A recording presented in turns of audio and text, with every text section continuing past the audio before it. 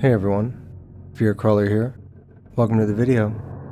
I hope you enjoy this compilation of short horror stories from my channel, ones written by yours truly. I do have some more new content coming, so stay tuned, and stay scared.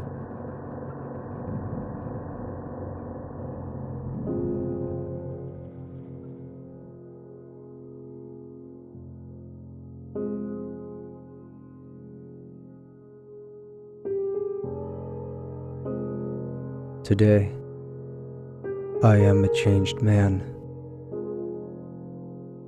Today I am going home. I haven't seen my family in 3 weeks. 3 weeks since my wife screamed at me to leave. I had a lot to drink that day. I said some awful things to her. Our daughter was in the room as we fought. My wife called me a bad husband. She was right. She called me a bad father. She was right. But I swear I am a changed man.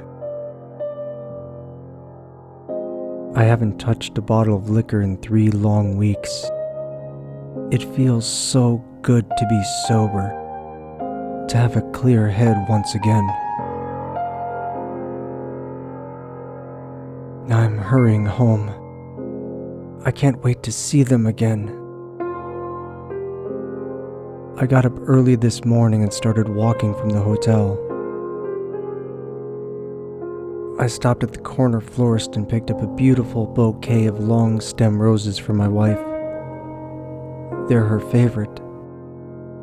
I also bought a small teddy bear for our daughter. Just my way of saying I'm sorry for how I left things. Today I really am a changed man.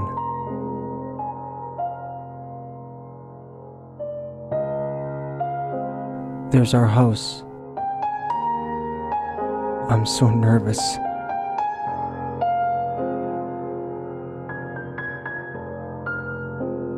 I'm inside now. Everything is just the way it was when I left. I see my wife and daughter for the first time in 3 weeks. They're still here, just the way I left them, sleeping peacefully underneath the floorboards. Oh, it's good to be home.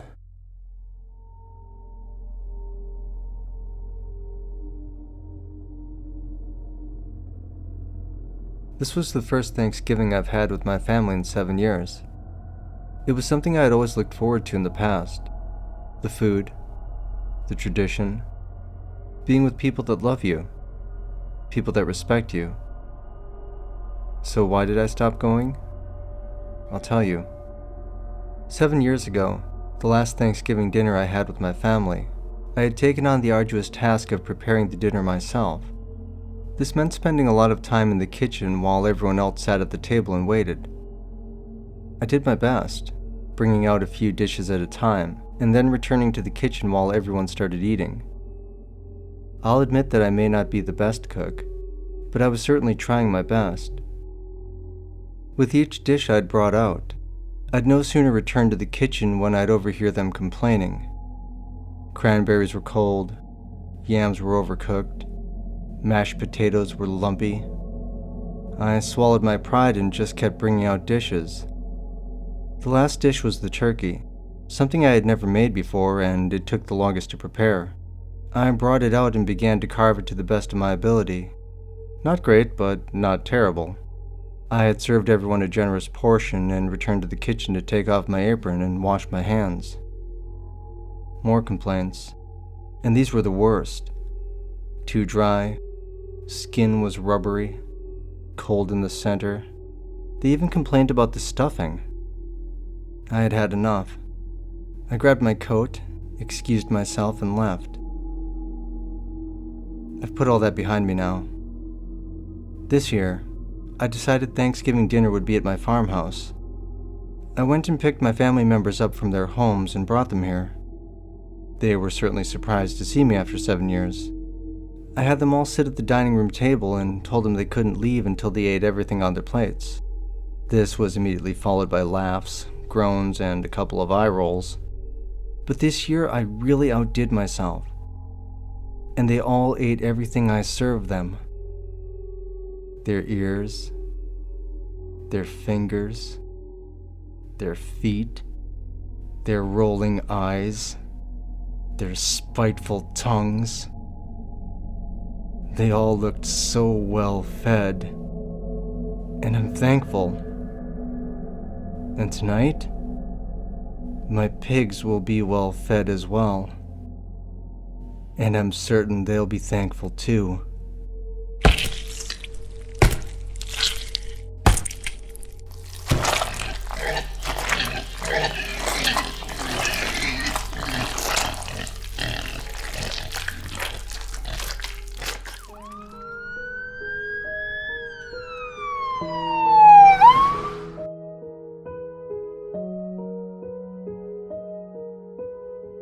My name is not important. I am a drug addict, heroin specifically, and once again, I have overdosed. Last time was in some hallway in an apartment complex. This time it's a seedy club somewhere, I think. I'm not really sure. I can hear the paramedics. They're scrambling about trying to revive me, but I'm not dead. I just need the shot, the save shot, naloxone, whatever you want to call it. It's the one thing that's going to bring me back, and in a few seconds, they're going to give it to me. These paramedics are going to wake me up into the land of the living, and it will only be a matter of time before I overdose again, and this song and dance repeats itself. I have no regrets about this moment. I am an addict. I only live for the fix, the high, and then the fall. That's right. I can hear you digging in the bag. Come on, stick me. Give me the shot. What are you doing? No, don't put me in there. Check my pulse. I have a pulse. I am alive. Just wake me up. Give me the shot. No, I'm not dead, please. No! No! No!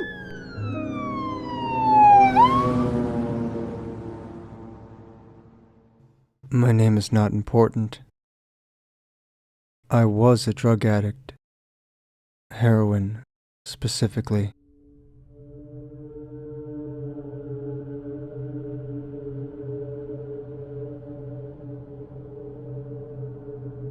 When I was growing up, I really only had one friend, a shy, skinny kid with thick glasses named Jeffrey.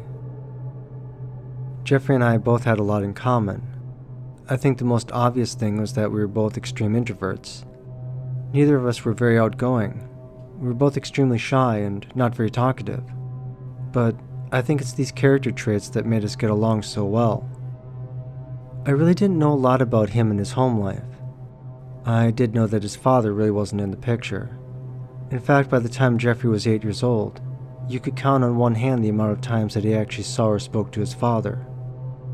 As for his mother, well, I believe she may have been a drug addict. I don't want to speculate too much about that, but on the 1 or 2 occasions that I did see her, she looked like she was extremely strung out on something. But again, I don't want to speculate too much on that. That's not really what this story is about. Jeffrey and I lived in the same apartment complex, so I got to see him almost every single day. In addition to us both being extremely shy, we shared another common trait. We were both afraid of water. I don't mean like we couldn't take baths or showers or anything like that, or we couldn't drink water. I mean we were just terrified to be immersed in it. The apartment complex that we lived in did have a swimming pool, and it was extremely popular for the tenants to go in there in the summertime. Late at night, When the pool was supposed to be closed to everyone, we would sneak inside the gate and just sit there on the edge of the pool. The only thing that we could actually bring ourselves to do was to dip our feet into the water. It was kind of like swimming, and it was relaxing. This was something that Jeffrey and I would do often, usually a few times a week. And by the time fall rolled around, and the leaves would start falling from the trees and land inside the pool, we even started to make a game out of it. We'd watch the leaves swirl around by the pool filter, and as they became more saturated with the pool water, we'd watch them slowly sink to the bottom of the pool. Now, I'm sure lots of kids have done this where you lay on a grassy hill and you look up at the sky, and you try to look at the shapes of the clouds and imagine what they look like. For example, you might see things like sailboats or pirate ships, or maybe you see bunnies or bears. And since Jeffrey and I were looking at leaves inside of a pool, we kind of looked at the ones that sank at the bottom in the little piles, and we would try to imagine what the shapes looked like. It was during these points that he would sometimes open up to me and tell me a little bit more about his home life. He would tell me things about his father or his mother. Sometimes they were happy things. Sometimes he would think about his family in a very positive way. And other times, he would tell me some very dark things. Some very disturbing things that I really don't want to repeat. But no matter what he said to me in those times, by the time we said goodbye for the night and we snuck back into our apartments, he always seemed happy. That's something I'll always remember about Jeffrey. No matter how bad things were going for him, he always found something positive about the day. One night while Jeffrey and I were sitting at the poolside with our feet in the water, Jeffrey dared me to jump in. And I, of course, being a little bit afraid, said, "No, I dare you to jump in." We both kind of laughed about this, because, again, we were both afraid to go inside the water. It was at this point that Jeffrey looked at me and said, "You know, one day, I'm going to overcome my fear, and I'm going to swim inside this pool." I thought he was joking at first. I mean, he couldn't be serious. I then told him that that would be a very brave thing to do, and that I certainly didn't have the guts to do anything like that. I think in a way this made Jeffrey kind of proud, because he was willing to try something that I was terrified to do. And to be honest, in that moment, Jeffrey became my hero. Even though he was just a shy, skinny kid, there was something about him that was extremely brave. And after hearing some of the horror stories about his home life, I guess in a way he would have to be very brave. It was about 2 nights later that we were almost caught by maintenance sneaking into the pool. We hadn't even gotten halfway inside the gate when someone shone a flashlight on us and started shouting at us to get out of the pool. Jeffrey and I both ran and hid inside some bushes, and when the coast was finally clear and we were sure that the maintenance man had gone away, we headed back towards our apartments. Both the cops and the property manager ended up on the site about an hour later. By some strange twist of fate, the following morning that maintenance man was actually fired. It turns out that the night he was chasing us, he had actually been drinking. When Jeffrey and I heard about this the following day, I guess in a way we were relieved, because it meant that we could sneak back into the pool again and we probably wouldn't get caught. For whatever reason, it seemed like the apartment complex was having a hard time finding a replacement for the maintenance guy. We could tell because the grounds were starting to fall into disrepair. The grass was becoming overgrown and it looked like no one had been cleaning the pool out. And as such, every night we went back to that pool, we would always remark to each other about how the leaves just kept building up inside and how there were more and more of them at the bottom of the pool. This didn't stop us from playing our game of guessing what the shapes looked like, and it certainly didn't deter Jeffrey from telling me again that someday he wanted to go swimming inside that pool. I told him that with how dirty the water was, that it probably wasn't a good idea, and that maybe we should just stick to sticking our feet in the water and nothing else. He kind of gave me a little bit of a sigh when I said this, but I think he understood. He agreed that it wasn't really a good idea and that he just wanted to talk tough, maybe be a little bit brave in front of me. The next night, I snuck back inside the pool area, and I sat down and put my feet in the water. After about 15 minutes, I still didn't see Jeffrey. My thinking was that maybe he had gotten grounded. Perhaps his mom had caught him. Something like that. Another 20 minutes go by and still no Jeffrey. I decided to play the leaf game by myself and stare at the leaves in the bottom of the pool. I tried to decide what the shapes of them looked like. Sometimes it would look like a boat. Sometimes it would look like a face. Things like that. It was about another 20 minutes of this, and I decided to call it a night. As I was walking outside of the pool, I heard the gate slam shut behind me. This did make me jump a little bit. When I looked behind me, I couldn't see anybody. I opened the gate back up and I looked at the pool, and that was when I noticed that the edge of the pool was wet. I mean, I could see my footprints from where I'd stuck my feet in the water. That much I expected. But I could also see a second set of footprints, heading in the opposite direction that I headed. I figured maybe Jeffrey had snuck in and was just trying to play a joke on me, so I started calling out for him. I got no response. The next night I went back to the pool, and it was the same thing. I waited and waited for Jeffrey, but he never showed. I found myself staring at the leaves in the bottom of the pool, and playing that same game that Jeffrey and I would always play. This time I waited for over an hour. I never saw Jeffrey.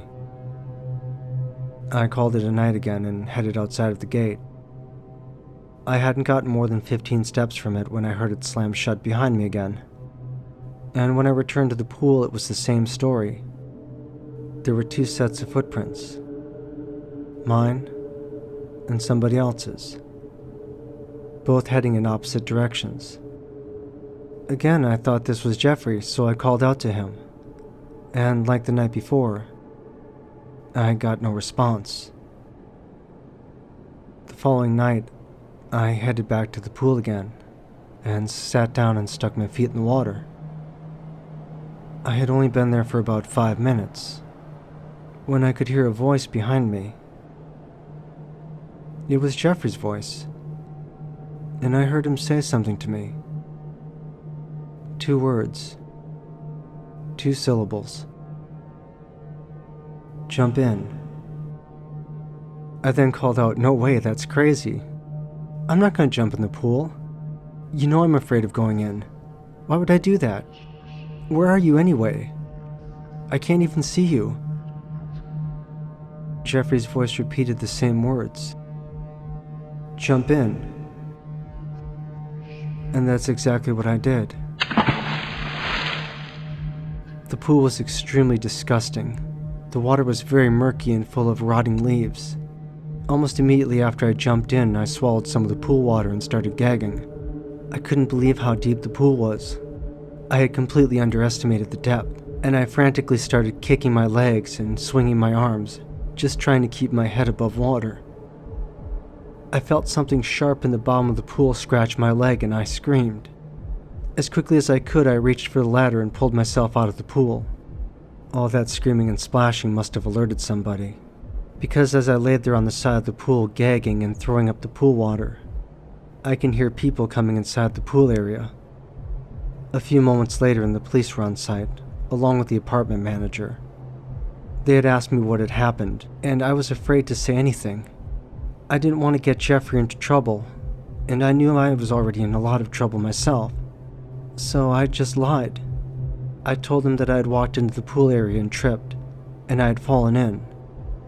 The apartment manager looked furious, but more importantly, he looked scared. I think he was afraid of lawsuits or something like that, since the gate had never been locked even once since we had started doing this. So that same night, he closed off the pool, and he started draining it. Around 5 a.m. that morning, there was a knock on my apartment door. When my parents answered, they discovered that it was the police.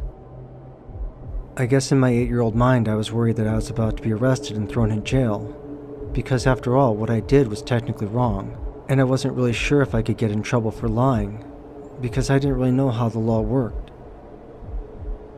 My mom and dad came over to me, and they both put their arms around me, and they started crying. I was extremely confused and I started crying too. I said, "Mom, Dad, please don't let me go to jail. I'm sorry. I didn't mean to sneak into the pool area, but Jeffrey and I had been doing it for a long time. We really didn't think we were going to get caught. We won't do it again, I promise." It was at that point that the police officer came over to me. He put his hand on my shoulder, and he looked me square in the eye. And that was when he gave me the worst news of my life. My friend Jeffrey was dead. When they drained the pool and they started clearing the leaves from the bottom, they found his body hidden among the leaves. I asked how that could have happened. How could that be possible? Jeffrey had just been talking to me the night before when I fell in the pool.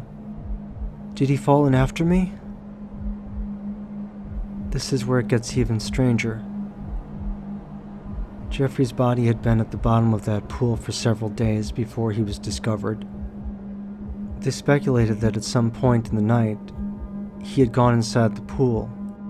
The filter system was turned on, and he had gotten too close to the vent at the bottom, and it had pulled him under. All that thrashing around he would have done caused him to get covered by the leaves, which hid his body.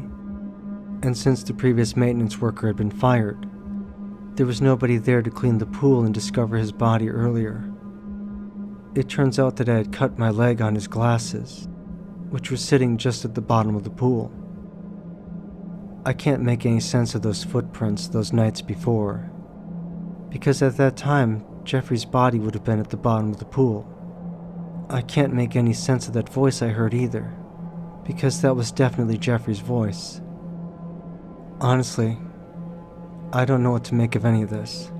I don't want to speculate as far as things like ghosts or any of that stuff.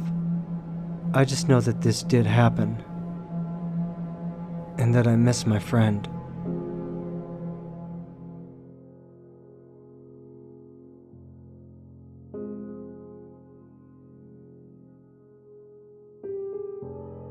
It's my first time in one of these cars.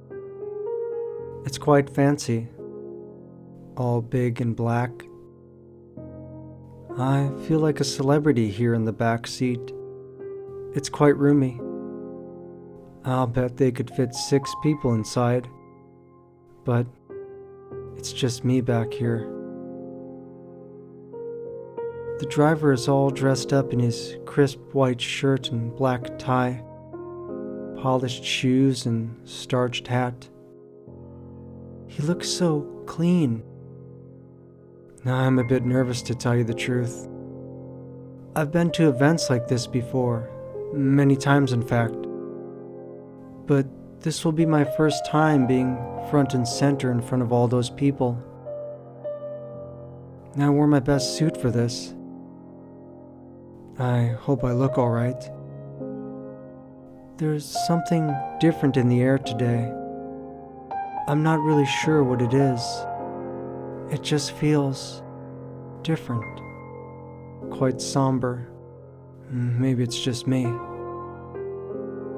I have to say my driver is doing an excellent job in all of this traffic. He's definitely been doing this job for a long time. I'd be so tense driving on the road this time of day, but he seems so cool and collected. I wonder what he's thinking about right now. I bet it's the road. I bet he just thinks about the road and nothing else. He's so focused. He really is an excellent driver. I wonder how many people he's met and how many he's driven around. I bet he's never late to one of these things. I bet he's always on time. Always the perfect driver. I've never had such a comfortable ride in all my years. Even on those bumpy roads, he was so careful. I didn't feel a single pothole or the slightest bump as we went. He really is an excellent driver. We're here, and here comes my entourage. I have to say, I really will miss the driver. He really is an excellent driver. I can't believe all these people came to see me. They're all dressed up in their fanciest clothes. I can't believe that this single moment is really all for me. Everything goes perfectly. Even as they lower my casket into the ground. I'll miss that man that drove the hearse. He really is an excellent driver. Baby, it's me. Please don't hang up. I want to explain what's been going on for the last few weeks. So please, just listen, okay? I'm sorry I took off like I did. I couldn't risk putting you and the kids in danger. Things are really messed up, and I'm sorry. I want to explain what's going on, so please hear me out, okay? I never told you this, but I lost my job 6 months ago. I walked into work one morning and they just terminated my position. They didn't even tell me why. They just told me to clean up my desk and leave. 7 years at that job and that was how they treated me. It's crazy. I didn't know how to tell you. I didn't know how to explain myself. I guess I was just afraid you'd leave me. I just felt like such a failure. Like I had let you and the kids down. And I'm sorry. I am so sorry. I did everything I could to hide it from you. Every morning when I was heading to work, I was actually driving to the park. I'd sit there until it got dark out and then head back home. Every time I made a house payment or paid a utility, it was coming out of our savings account. I didn't want you to find out, and that's why I'd always grab the mail before you could have a chance to read it. I didn't want you to see those bills piling up. It was so stupid of me. I was getting desperate. We were down to our last $100 when I got a letter in the mail. I didn't know what to make of it at first. It just kind of looked like junk mail.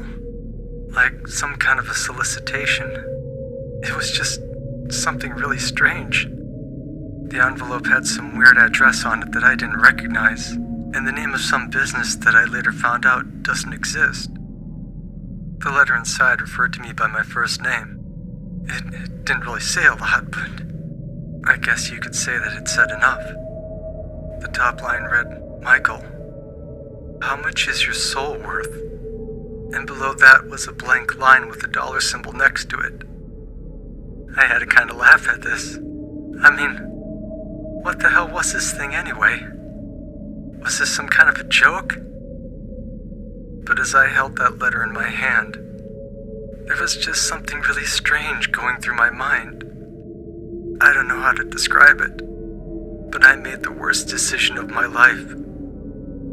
I scribbled in a dollar amount. I don't even remember how much I wrote down, but it was quite a big number. That much I can tell you. There was another line below it. It said, "Please sign in red ink." Huh. Red ink? Who signs anything in red ink, right?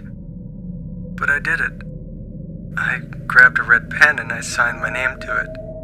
But as I was making the last curve in my signature, I cut my thumb on the corner of the page, and it bled. Oh my God, how it bled. I've never seen a paper cut bleed like that before. Next thing I knew, I had made a bloody thumbprint next to my signature. I didn't really think much of it at the time. I just covered my thumb up with a bandage and I put that letter in the mail. I figured, hey, what could it hurt, right? We were broke, and I couldn't tell you. I was desperate. I didn't know what else to do. It was strange. The next day I got another letter in the mail. Same address, same fictitious business name. I thought maybe it was another solicitation, but it wasn't. I got a response. I had just put that thing in the mail the day before, and somehow I had already gotten a response. This letter said even less, but like the first letter, it said enough. Just one word on it. Granted. I didn't know what that meant. What was granted? At the very bottom of the letter, there were some symbols that I didn't recognize. They didn't look like any kind of writing I was familiar with. They definitely weren't in English. I don't know what you'd call them, but they were the strangest thing I've ever seen.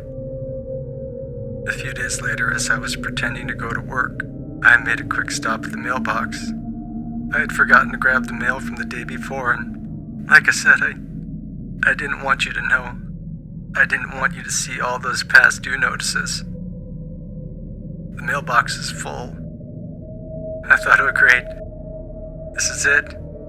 They're gonna shut off everything. We're gonna lose the house.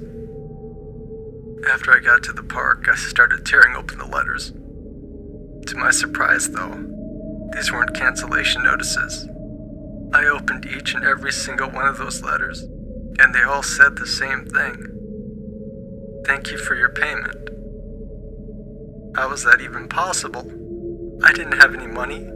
I hadn't sent them anything. But sure enough, each one of them showed a payment sent. I thought perhaps this was some sort of mistake, so I started calling them the next day. And sure enough, a payment had been made to each and every single one of them. Within just a couple of months, we were actually caught up. Someone had been making payments in my name, and I have no idea who it was. I wish that was it. I wish that was all that had happened. But that's not all. I started receiving checks in the mail. I didn't even bother reading the letters attached to them. I went to the bank and I started cashing them. And they were in really huge amounts. Crazy amounts of money. I had never seen that much money in my life before. I didn't question where it came from. But I finally put it all together. The week after I got each of those checks, there was always some type of a catastrophe. The first one I read about was a family of 6 that was murdered in their house. Nothing was taken. It didn't look like a robbery, but their bank accounts had been drained. Their savings was over $75,000, the exact same amount on one of those checks I had received. The next thing I knew, I was reading about multimillionaires going missing, only to have their bodies discovered weeks later. Their bank accounts had been drained. And every single time, the amount matched one of those checks that I'd gotten in the mail. I'm not crazy. I know I caused this. I had signed that piece of paper. It was a contract. I had sold my soul. I caused those people to die. This is my fault. I stopped cashing the checks after a while. I just couldn't take the guilt. I even tried to mail them back, but they just kept coming back to me. Every single time they were stamped address unknown. The checks just wouldn't stop coming, and people just kept dying. Oh God. And now you need to know why I left. Someone had left a business card taped to our front door. It had 2 words written on it. Collection notice. And it was signed using those same strange symbols that I saw at the bottom of that letter that I signed my name to. I went out that morning to get some coffee at the bakery, and there was someone standing in line that just looked like he didn't belong there. He was the strangest looking person I've ever seen. if you could even call him a person. His face looked like it had been mutilated. He was ridiculously tall and wearing a trench coat, and he was carrying a briefcase with him. He turned his face towards me and looked me dead in the eye, and it was like nobody else in the bakery could see him. And the whole time he's looking at me, he's tapping his fingers on his briefcase. I ran out of there and got to my car, and I just started driving. I don't even know where I was trying to drive to. I was just trying to get away from him. I must have gone all the way out of the city. I found myself on a road I didn't even recognize, and I was kind of lost. I saw some people on a street corner, and I stopped to ask them for directions. That same guy was standing there looking at me. I signed my soul away, and he was there to collect it. Don't you understand? I had to leave, and I'm sorry. I'm so sorry. I didn't want you to be in danger. I didn't want anything happening to the kids, and I'm sorry. Someone's at the door. I need to do this. I need to answer it. I love you, okay? Tell the kids I love them.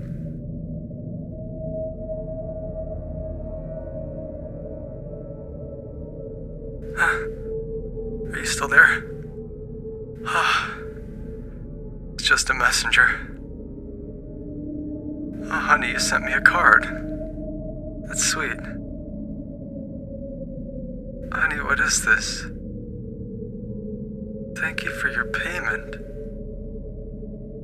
Who the hell is this?